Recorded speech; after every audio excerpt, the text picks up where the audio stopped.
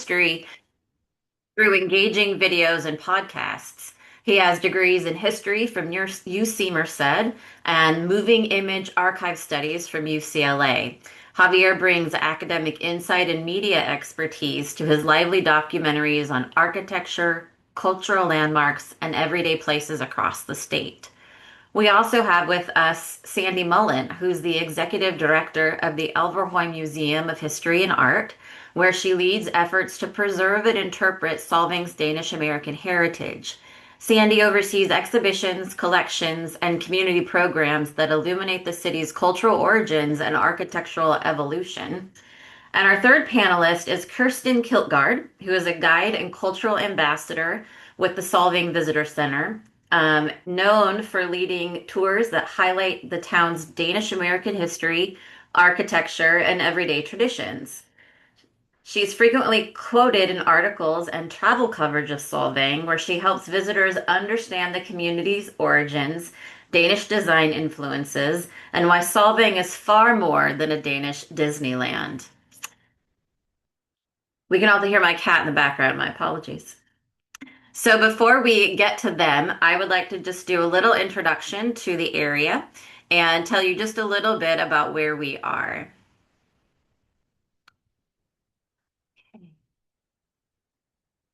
So Solvang lies in the Santa Ynez Valley in Santa Barbara County, and it's the ancestral home of the Santa Ynez Band of Chumash Indians, a federally recognized tribe. The name comes from Mission Santa Ynez, which is at the southwest edge of the city limits. For a very long time, the Central Coast was remote and hard to reach with early transportation methods. Steamships would bring people to the coast, and then stagecoaches and later narrow gauge railways would bring them further inland for those who could afford it. Getting between towns was challenging as well due to the natural topography of the area, including hills, mountains, rivers, and ephemeral creeks. This topographic map just shows you a little bit about just how the topography can make it challenging when all you have is a horse, perhaps, or a stagecoach. The rancho that included the land that Solvang now covers was Rancho San Carlos de Jonata, which was owned by the Buell family. Following the devastating drought that hit the state in the 1860s, the Buell family had to sell off part of the rancho to cover their debts. And eventually, some of this land would be purchased to create Solvang. Now we're going to move to Javier. Javier is going to share many things with us, including a video. Yes, thank you. I think John's going to cue that up. Hello, welcome to Californiography. I am your history homie Fu Hauser, and today we're in the Danish Capital of America, Solvang, California. Every year, millions of people visit this city to admire the architecture, try some Danish pastries, and sip some wine in the shade of windmills. But how did we end up with our own little slice of Denmark right here in California? Well, that's what we're going to find out today.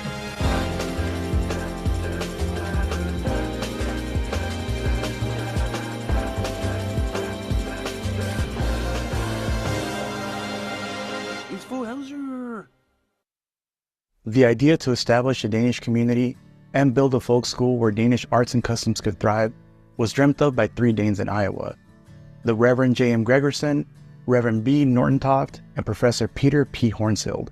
They outlined their plan in 1910 at the Danish Church Convention, and their idea was approved, and shortly after, they incorporated the Danish American colony and set out to find a location to establish the community. In 1911, they found the ideal location with a good source of water, farmland, and climate in the Santa Ynez Valley, and purchased nearly 9,000 acres of the old Rancho San Carlos de Jonata, adjacent to Mission Santa Ynez, for $338,000 from the Santa Barbara Land and Water Company. They advertised in all the Danish American newspapers to sell lots and entice Danes to move to the area. They called their new community Solvang, which means sunny field in Danish.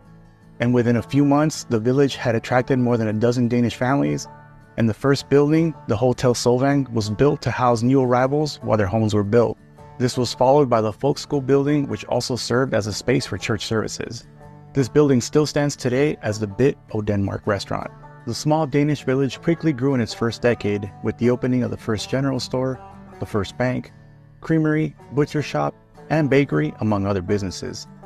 In 1914, Atterdag College was opened so that the folk school could grow and continue to provide classes in Danish arts and customs, as well as other curriculum. Atterdag became the hub of the community. In addition to serving as a folk school, it served as a community meeting hall, performing arts center, and even boarding house in the following decades, until it was demolished in the 1970s. In 1922, the first of Solvang's windmills was built by J.C. Wolfe. However, unlike the ones that would come later, this was an actual working windmill used to pump water and grind grain.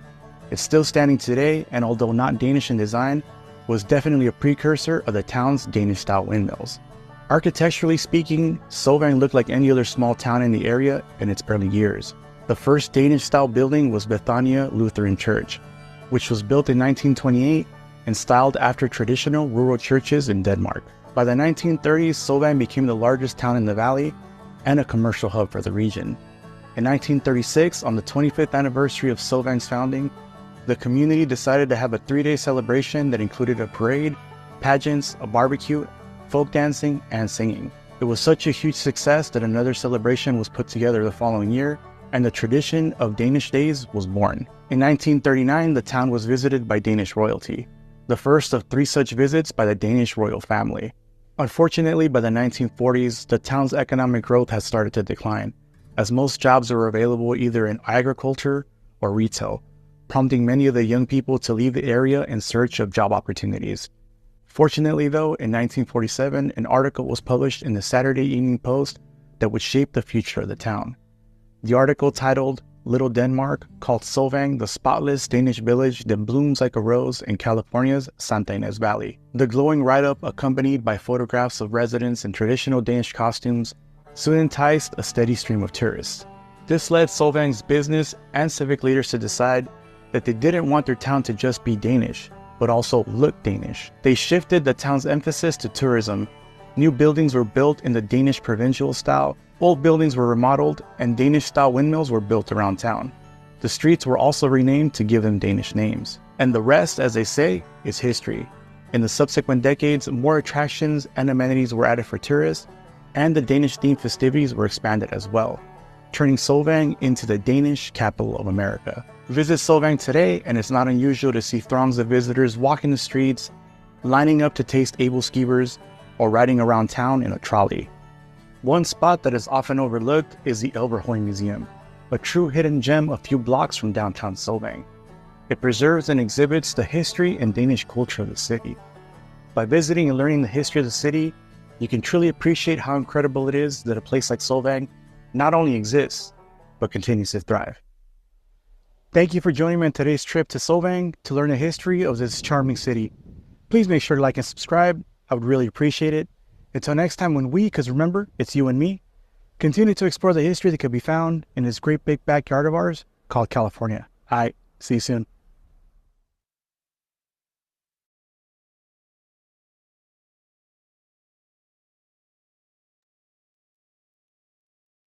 So, first of all, thank you for having me here on the presentation. Just want to give a little introduction to myself. So my name is Javier Serene, but I also go by the moniker Fuhauser in honor of the late great Huell Halder, who was one of my inspirations to explore and learn the history of California, which led me to make videos online. I've always been the type of person that will see a unique building or learn something about an interesting person or event, and I just have to do a deep dive. And that's how I ended up making the video about Solvang. It's a place that I've always loved to visit.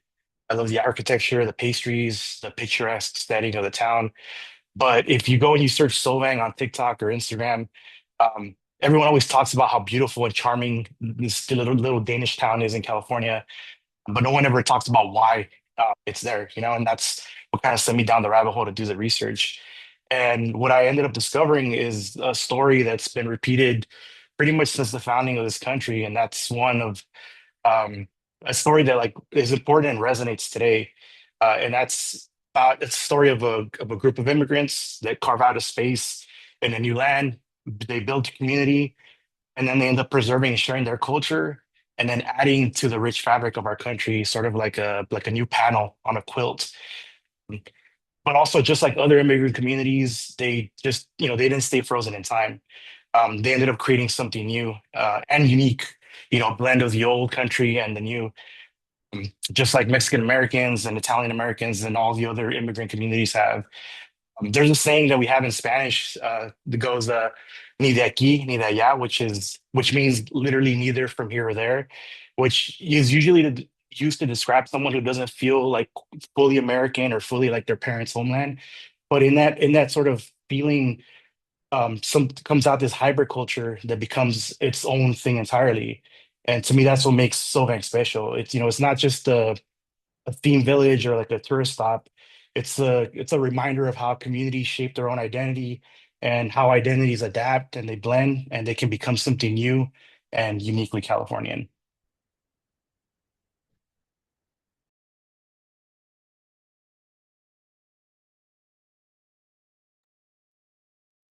Great. Thank you so much, Javier. We're going to pause here for anyone who might have questions about Javier and his video.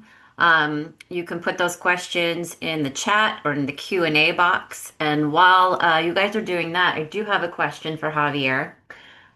Your video frames solving through vivid imagery and storytelling. What choices do you make when you're presenting a place like Solvang to an audience who may never have visited? Thank you for the great question. I always try to balance like imagery with the context. Believe it or not, I got some complaints about the Solvang video because some people said that I used too many historical images and newspaper clippings and not enough shots of what Solvang looks today. To me, like if the visuals are meant to like draw people in, and then I try to pose a question, right? To say like, hey, why do we have this little slice of Denmark here? And that frames the context of the whole video. So it's kind of like I give you a little introduction about the place and how it came to be and how it like transformed. So like the visuals are meant to be like at least the ones that catch your attention are meant to be like the little appetizer to draw you in. And then I'm going to show you like the historical context because that's what I love to focus on is the history. Wonderful. I'm going to give folks another minute to maybe put in a question.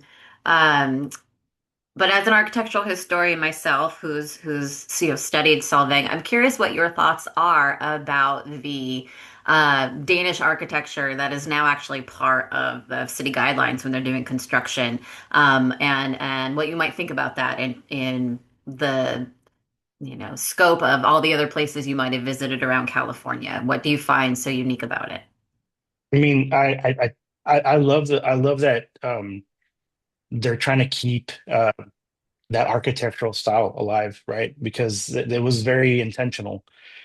And a lot of other places kind of as new development comes in, it kind of changes the the buildings around it and like the identity. And I think for Solvang, the intentionality that they had with saying, hey, we're gonna make it look Danish, in architectural style. And whatever building, whatever business comes in, you have to follow these guidelines. I like it because it helps to preserve the identity of it helps to preserve the identity of Solvang. Because if not, you would start having all these kind of other buildings that will look at a place in town. Exactly. I agree. And to maybe put into some perspective, the city of Santa Barbara did the same thing. They just started doing this a much longer time ago. And that is why there you're going to have so much Spanish revival style. So it's not unusual for a community to do this. It's just we don't see the Danish architecture much around the state. Okay, we have one question from Michelle who asks, do you know if there is still a Danish population living there? Well, I think Kirsten could probably answer this question a lot more. There's definitely descendants of people that that helped found the town or were later immigrants. And I mean Kirsten could speak more to that, but there are definite second, third, fourth generation people of Danish descent that still live in Solvang. Great. I think what we'll do is when we get to Kirsten, we'll let her provide some more information from you since she is actually a descendant. For now, we're going to move on to Sandy from the Elverhoy Museum. Hi, thanks, Amber. Thanks so much.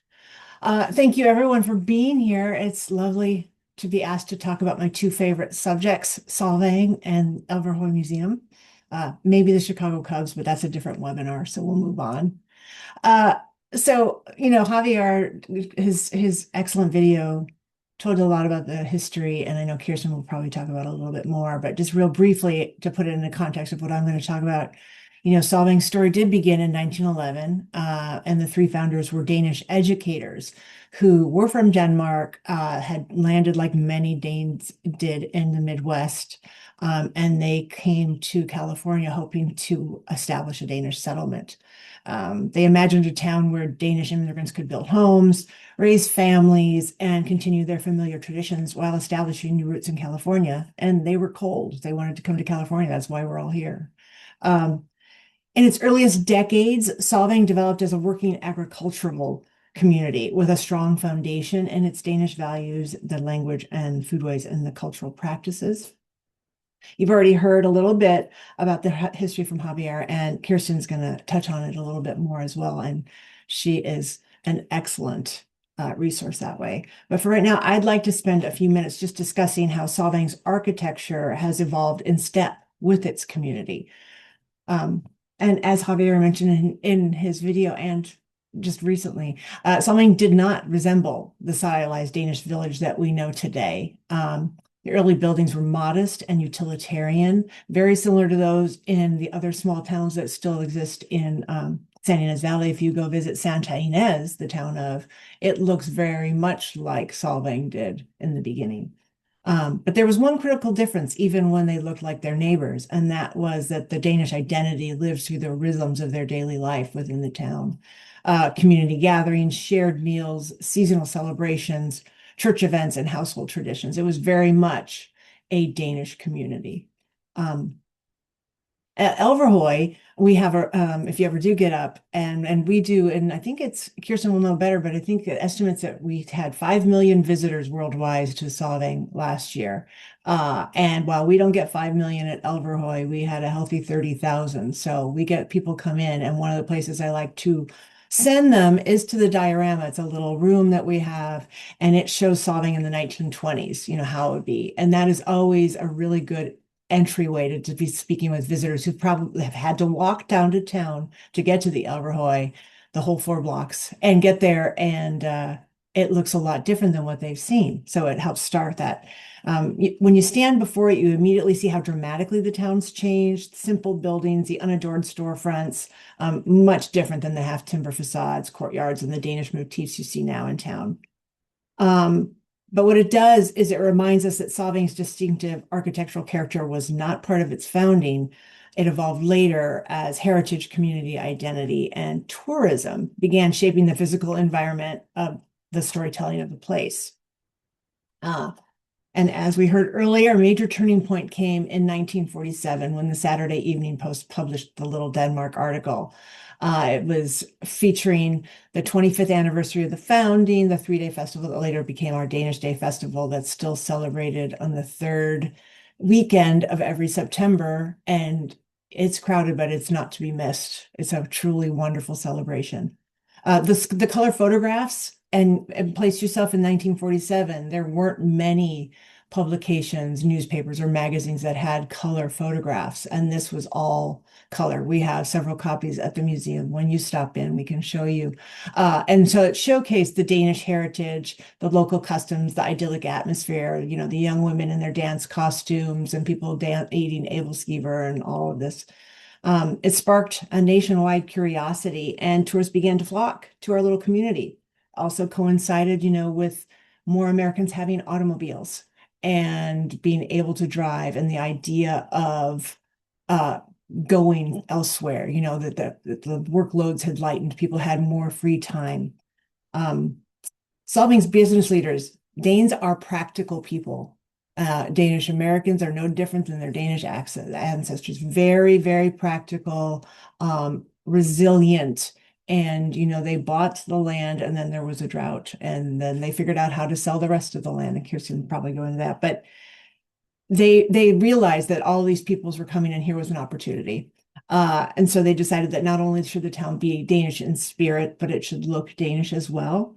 So beginning in the late 40s, buildings were remodeled with the half timber facades, new construction embraced the style, the windmills appeared, and even, yes, the names of the streets. So when you go into the diorama, it'll still say Main Street, not Copenhagen. It'll be all of this kind of thing.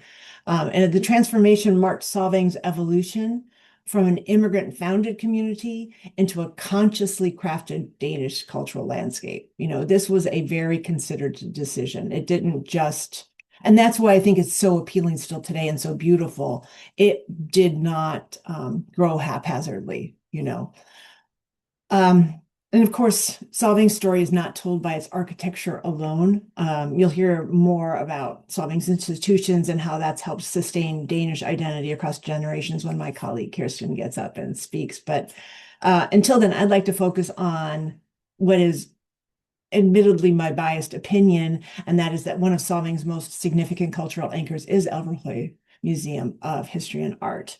Elverhøj is not only, Elverhøj in Danish means Elves Hill. And it was a play in Denmark written in the 1800s. And it was one of the favorite plays of the builders of the museum when they built their home. It's not only a symbol of heritage, but it's the repository of Solvang's history. And it's also a living community center, much like the town that has all these different characters to it. And to understand Elverhøj's role, we need to understand the history of the building itself, that it didn't begin as a public institution, but it was built as a private home, built by artists. It was a Danish artist, Viggo Brandt Eriksen, a Danish-born painter and sculptor, and his American wife, Martha Brandt Eriksen, a painter and art instructor. You'll hear me refer to her as Pat because I feel very friendly, and that's what all of her friends called her. And even though I never had the opportunity to meet her, I told Kirsten earlier, I fangirl over this family, and her grandson is on our board of directors currently. So there is the through line there. In 1949, Viggo and Martha also left the harsh winter. Danes are like, we came from Denmark. We need to, let's keep moving until we get somewhere warm if we can't be in Denmark. And so they came and they landed first in Santa Barbara, where Pat's sister was living. But like many before and since, myself included, they found the housing there a bit too expensive. So they went over the hill to the San Ynez Valley to look for a more reasonably priced property. They were originally going to be looking in Ballard, a little town in our valley, but while stopping for lunch in a local diner in Solvang, they heard Danish being spoken at a nearby table, and that changed everything for them. Viggo was thrilled.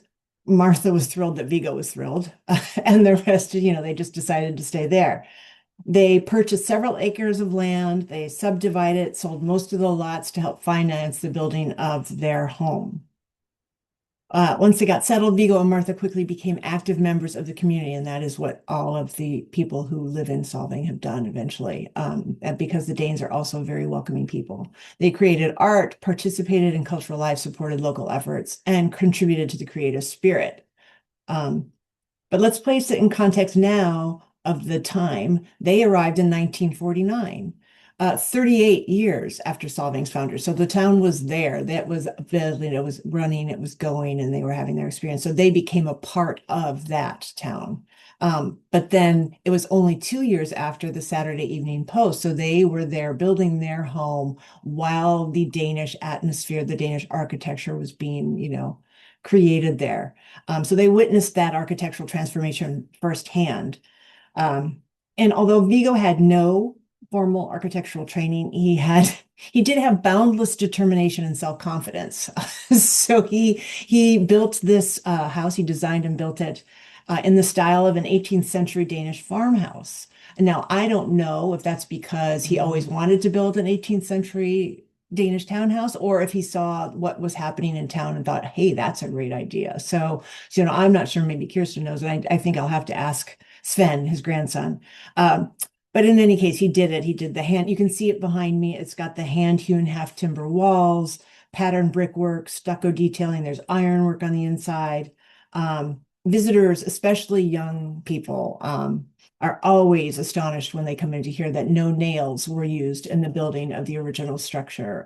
When we had to, retrofit it a bit for become a museum. There's some nails in there, but the framing and everything is just peg and wooden groove.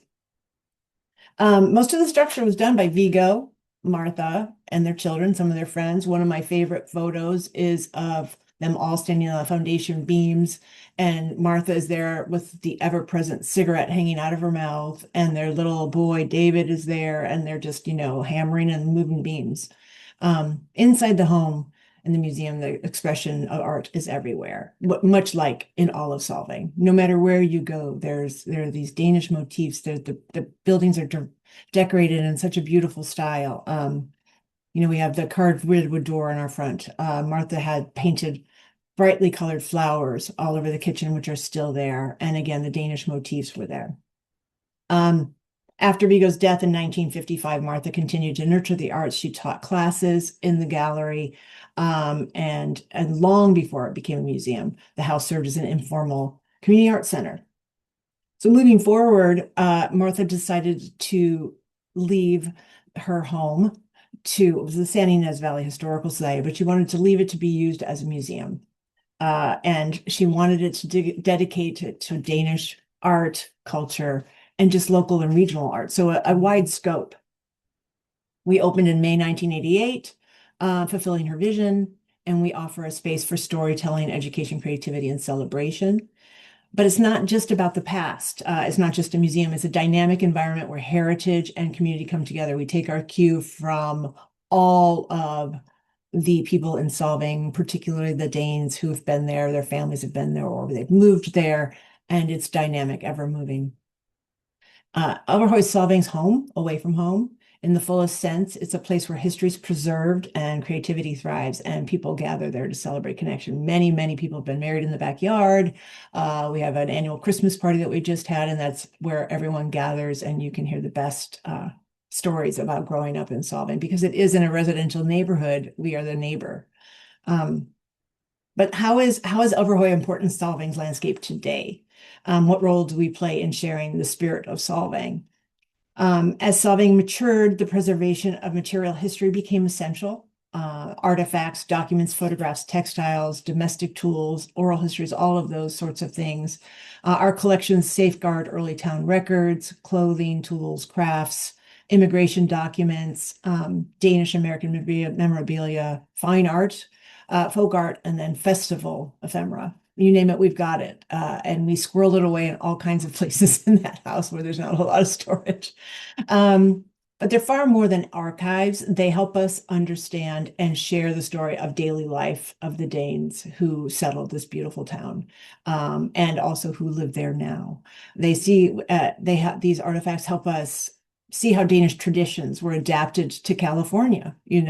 Some people who come from Denmark to visit won't recognize some of the traditions that are Solvang Danish traditions. And also they help us explore how culture, economy, and the community shaped one another in Solvang. Overhoy's mission is to collect, preserve, and exhibit the history and Danish culture of Solvang, and to promote the arts. So we have art. This is my shameless plug. We have rotating art exhibits, Danish, certainly, also contemporary art, regional and national. We do tours, lectures, workshops, demonstrations, hands-on living history experiences. We're not a static archive. We're a living cultural center sharing Solvang story every day. And so I'm talking a little bit much, and that's what happens when you give an executive director of a nonprofit a platform. So I'm going to cut some stuff out. But I did want to say that one of the most fascinating aspects of Solvang is that to me anyway, is that its heritage is dynamic. We are not stuck in time, and Kirsten will talk more about that. We are not caricatures. Unlike an artifact that remains unchanged, Solvang's cultural landscape is continually reinterpreted. Solvang balances historical authenticity, architectural interpretation, visitor expectations, community needs, cultural creativity. What makes Solvang unique is not perfect historical precision, because we will hear that too. Well, these aren't really, Denmark doesn't look like that anymore. No, but Solvang does. Solvang does. And it's how layers of authenticity and interpretation work together that expresses our shared cultural story. It's forgot what I lost my thoughts. Sorry. Elverhoy helps the residents and visitors understand this layered identity, what's original, what's interpretive, what's evolved through generations of storytelling and placemaking. But really, the bottom line is that heritage in Solvang is alive. It reflects the past and the aspirations of the community. And it invites us to ask, how do we honor our Danish roots while remaining inclusive, vibrant, and contemporary? And I think that is really part of the spirit and magic of Solvang. So thank you for the time. I always obviously love to talk about Elverhoy and Solvang, and I'm appreciative of that. And I'll turn it over to Amber and Kirsten. Thank you so much, Sandy. And I think what I'm going to do is I'm going to save the questions till the end because we will have, multiple folks who can answer. So just please keep putting your questions in the Q&A. And now we are going to have Kirsten speak with us today. Thank you, Amber. Thank you so much, Javier and Sandy. My name is Kirsten Klitgaard. I am a Solvang native, which I'm being told is a rare thing these days. My grandfather actually emigrated from Aalborg, Denmark, the northern part of Denmark, of Jylland. And I was born here, born in Solvang. Aalborg happens to be the sister city of Solvang. And it has been my good fortune to be able to live in Solvang for most of my life. And the most important thing I think we share with our visitors in Solvang, I'm an ambassador at the Solvang Visitors Center. And the most important thing I think we share with our visitors is that we are a real town with real history and real Danish culture, Danish heritage. We are not a pop-up tourist attraction. We are not a themed town. We are not, as many people have termed us, Danish Disneyland.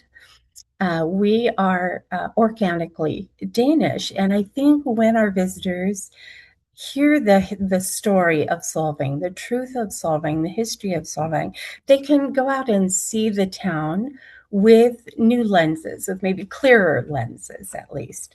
And we do a lot of teaching in the visitor center and certainly at the Elverhoy. Our Danish community is still, yes, existing. I believe it was her name, Michelle, maybe, who asked the question. We are still there. We are maybe about 20% of the population now. At one time, it was 100% Dane. But we are still there. We are still very tight-knit, and we are still very determined to continue our Danish culture, our traditions, our way of life. And that has always been the case. Javier and Sandy did a great job of sharing the history. And I would like to just add that Solvang almost didn't survive and succeed. The very beginning, the first year, the Danish American Colony Corporation, the founding fathers were able to make that first payment of $100,000. The second year was really quite a bit tougher. It was a year when they had a lot of rain in the winter. There was a lot of flooding, and that caused for very meager crops that next year. And so they barely made the second payment. The third winter, however, there was a winter drought, and that really wreaked havoc on the crops for that year. And the Danes knew they would not be able to make that payment. And the land was going back to the ownership of the Santa Barbara Water and Land Company. And the Danes in Solvang really pressured Pastor Gregerson, one of our founding fathers, to exercise some of his not authority, but good business sense, and to approach many of his colleagues and some businessmen, other Danes, to basically for handouts and to provide some funds so they could buy back the property. And Pastor Gregerson resigned as his duties as pastor and spent full time energy into writing hundreds of letters to Danish investors. And he even traveled back to the Midwest to talk to these people. It was so very urgent. They were devastated at the thought of this land, this Solvang that they had created, their sunny meadow, that land would be going into the hands of non-Danes after how much work that they put into it. And he was able to find investors. Danes have a very strong sense of community. They love to see other Danes succeed. And these investors, Danish investors from the Midwest and other parts of California and Oregon, were excited to see this Danish enclave survive. And so they were able to make the payment. They bought back the land. And of course, things progressed from there. And not only did Solvang survive, but it thrived. And it is my belief that the best way to preserve something is by teaching others about it. And when you teach others, you cultivate an understanding and an interest in it. And in doing so, others begin to care. And when they care, they become invested. We do a lot of teaching, like I said, in Solvang. And this goes not just for our visitors, teaching our visitors, but our locals, our local non-Danes. Most of them do not know the history of the town that they're living in. And we have to teach, especially our next generations of Danes, of Solvang Danes. And with the help of institutions such as the Älvsjö Museum, our beloved museum, Britannia Lutheran Church, the Danish Sisterhood, the Danish Brotherhood, and the Danish Days Foundations, we are able to continue traditions and celebrations and make sure that those customs and way of life are not lost, and they're practiced and preserved, and they're passed down to our youth.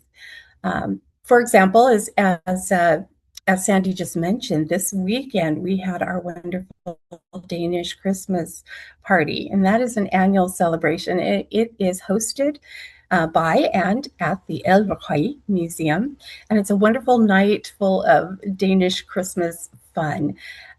We dine on beautifully and meticulously crafted smørbrød, Danish open-faced sandwiches, dansk chocolate, Danish chocolate, kringle pastry. We sing, and we actually, we dance around the Christmas tree. Imagine that. That is a must to celebrate Christmas. And we dance around this beautiful tree that is, complete with woven Danish hearts and paper stars and candles. And children are always welcome, and as well as non-Danes. Everyone is welcome to join in. And it's a wonderful way that we pass along our Danish Christmas customs. There is a really fun celebration, a Shrovetide celebration called Fastelavn. And this is celebrated at Britannia Lutheran Church, the Danish Lutheran Church, just the way it was celebrated, that it is celebrated in Denmark. Our Danish Days celebration in September is a wonderful way that we keep our culture alive while sharing it with others, with thousands of visitors. The kids, it's so fun to see the kids at a very early age learning to turn æbleskiver for our visitors at Danish Days. And they sing Danish songs, and they think nothing of dressing in Danish folk costume. It's is such a natural part of life as a Dane in Solvang. And it's warming and encouraging to see the younger generations step up and start to, learn and continue what their parents and their grandparents have done to contribute to these celebrations. And of course, traditions, values, and practices are passed along within our own families. So we come to have a love for our Danish heritage very early on. And it's our job at the Visitor Center to impart a little bit of this to our visitors. Not always an easy job, as most visitors tend to come to Solvang with some kind of preconceived notion of what we are, and it's usually not accurate. We are often mistaken for a Dutch town, windmills and wooden shoes they see. Our windmills and our wooden shoes, the Danish ones, are quite a bit different from the Dutch wooden shoes and Dutch windmills. And so we teach about that. When we say, no, we're not a Dutch town, we're a Danish town, usually the next question is always, well, what is the difference? So we find ourselves also giving a little bit of a geography lesson most days. They come thinking, probably because of social media posts, and they see these fantastic celebrations we're having. I think they come with the idea that we're some kind of amusement park. And we often get phone calls at the visitor center asking, what time do the gates to Solvang open? And, how much do tickets to Solvang cost? And then they're perplexed sometimes, and asking, why is there not a parade and fireworks tonight? So we do a lot of teaching, and it is a very delicate dance that we do to keep a balance between staying relevant and current and staying Danish. Social media, keeps visitor expectations high.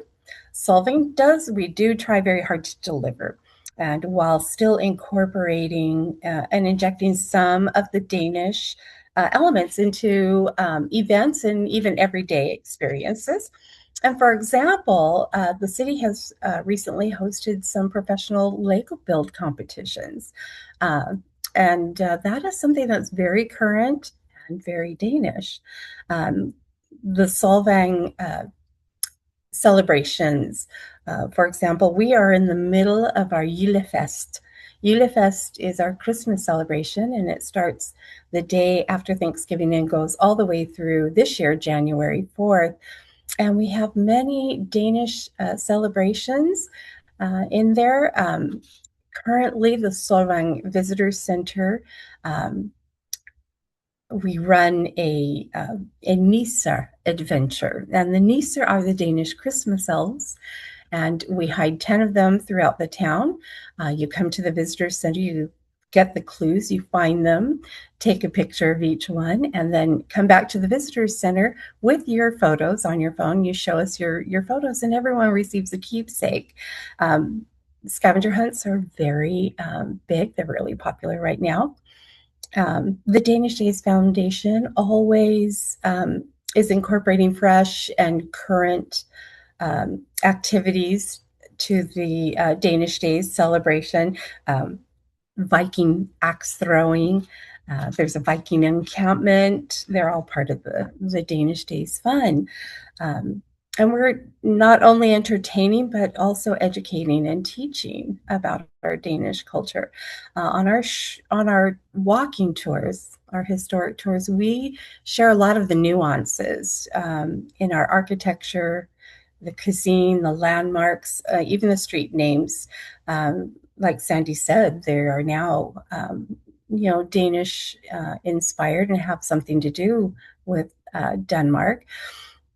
People come into town, and the first thing they see are these massive, beautiful windmills and the half timber, structures. but there are so many nuances that help us teach more of the Danish culture. For example, the weather vanes in Solvang. Um, Many of them are Hans Christian Andersen fairy tales, the Danish author. There are weather vanes that are Viking ships, and there's one that is a Viking playing a lurhorn. And we have symbols of Viking history and Viking lore uh, all around, and nuances to the architecture that are much more subtle than just the big windmills. And these are ways that we weave a Danish theme into the visitors' experiences. They start a conversation, and conversations turn into questions. Um, the why question is my favorite question. Why should we care about your town? Why is your town here? That's probably my very favorite question I get.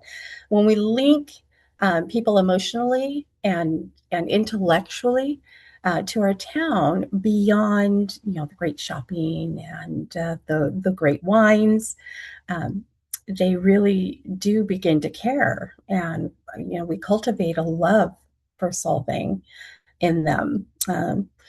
There is, we try to link, our past with the present and hopefully the future.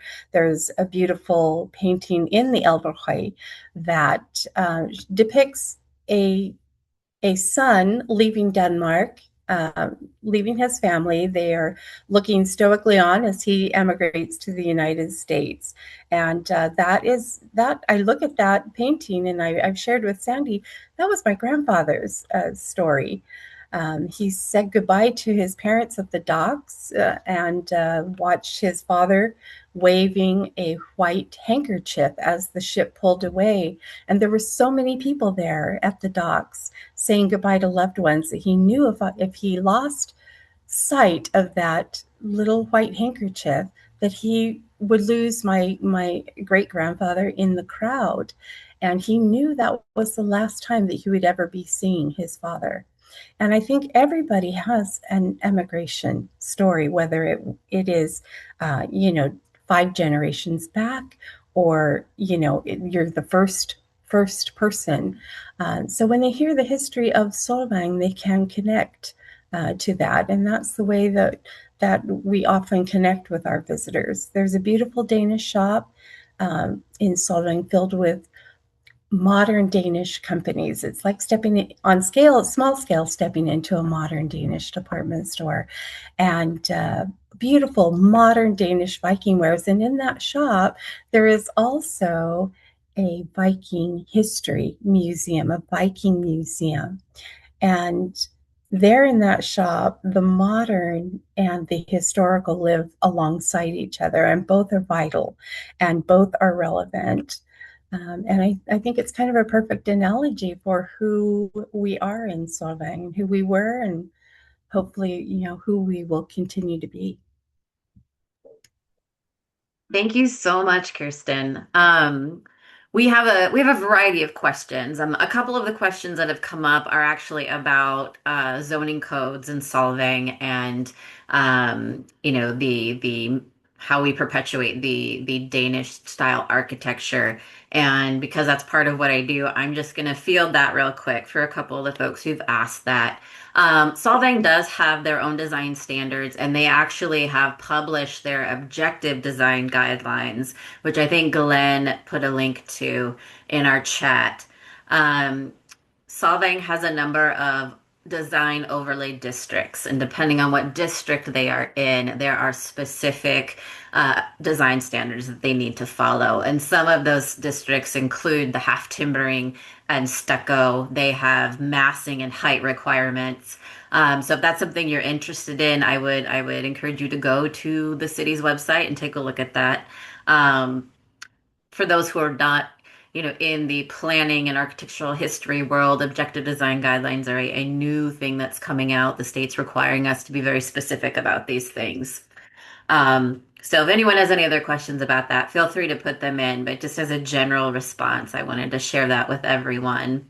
Um, we do have a question. One question from Maddie is the Danish language taught in the local schools?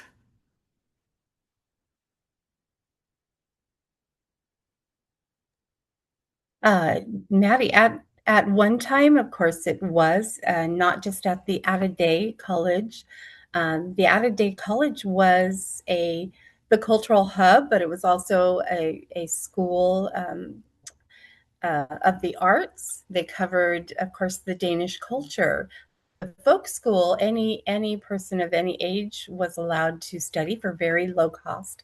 They studied, culture. They studied the Danish language, arts, even Danish gymnastics were very important.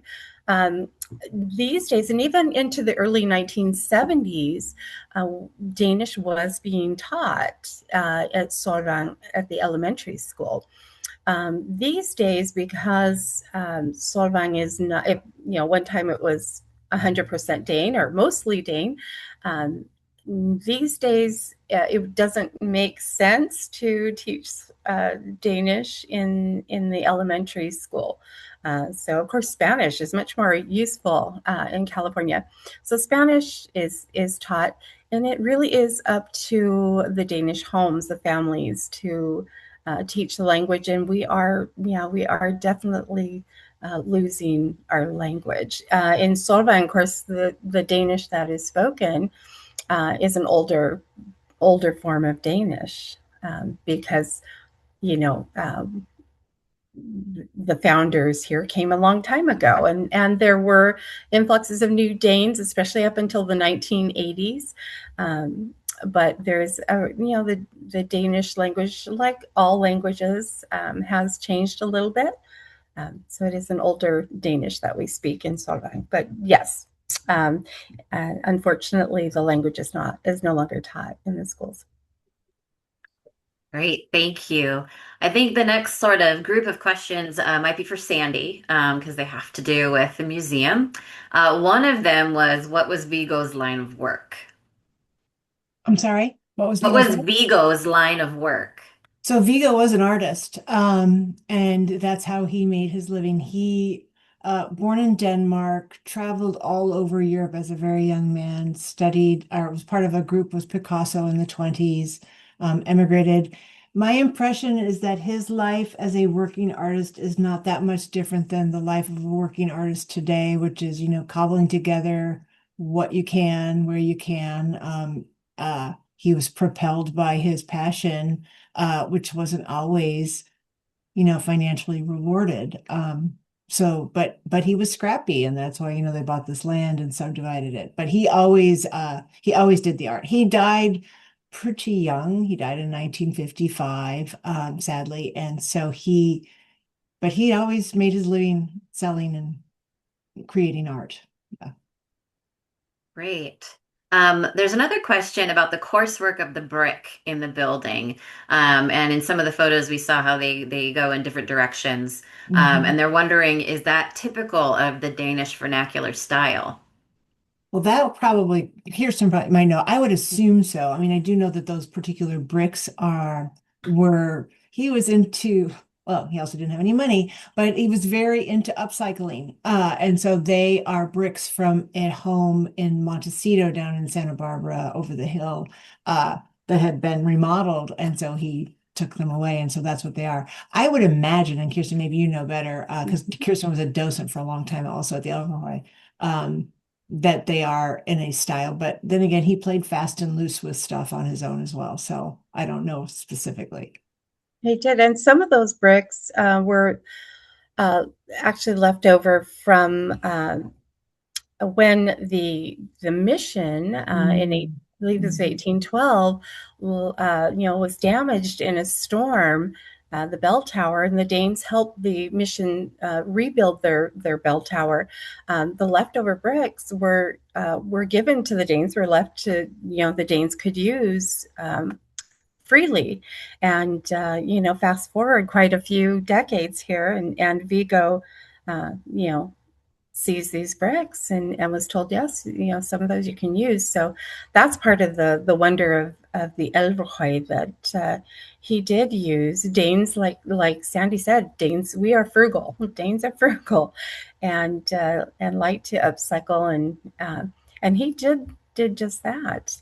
So some of those bricks date back to the 1800s. So it's kind of fun.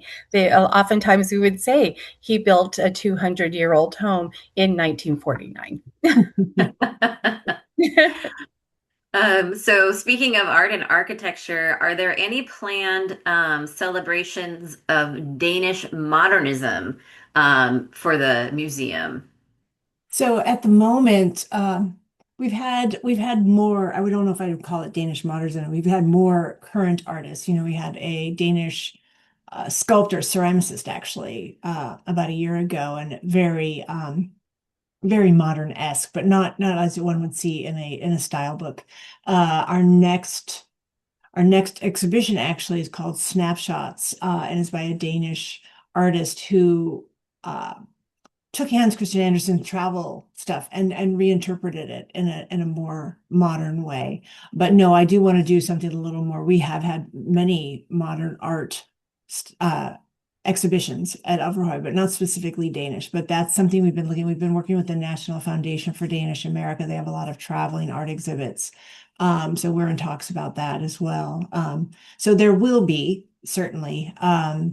The thing about museums and their art exhibitions is that, we're planning. So when I'm talking about that, that's like, months before, years from now. When I came in as executive director, I kind of had to get caught up. And now it's like, oh, okay. But we will be having in September. I mean, it's modern depends on how a history person wants to. It's modern to me.